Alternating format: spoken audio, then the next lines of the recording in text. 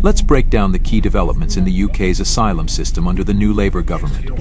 One of the most significant changes is that nearly 63,000 people who were waiting for their asylum cases to be processed at the time of the last general election are expected to be granted asylum.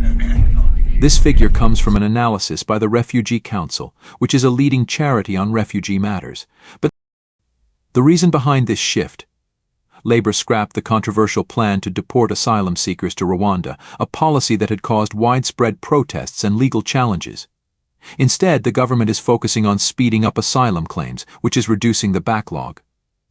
By the start of 2025, the asylum backlog is forecasted to be around 118,063 cases, 59,000 fewer than if the Rwanda deportation plan had stayed in place.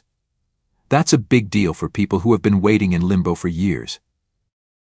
By the end of June 2024, there were 118,882 people in the backlog, but the Refugee Council estimates that nearly 63,000 of them will be granted asylum.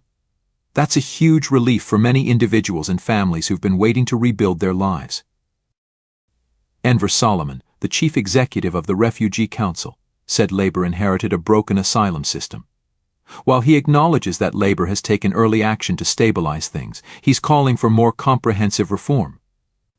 The goal is to create a system that is fair, efficient, and humane, one that makes quick, accurate decisions about who gets asylum and who doesn't, while maintaining public trust in the process. Another key issue is how the government houses asylum seekers. Downing Street recently reiterated its commitment to ending the use of hotels for housing, which has been a temporary solution due to the high number of arrivals. However, there are reports that the Home Office may be considering reopening some previously closed hotels, despite Labour's pledge to stop using taxpayer-funded hotels for this purpose. A Home Office spokesperson stated that the government has taken quick action to restore order to the asylum system by restarting processing and deporting over 3,000 people since taking office. They also aim to reduce the costs of asylum accommodation. In a new development, the government has chartered a deportation flight to Nigeria and Ghana, the first of its kind in over 2 years.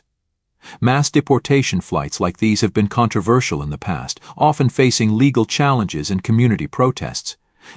James Wilson, Director of Detention Action, noted that the government had stepped back from mass deportations outside Europe in 2022, but they now seem to be returning.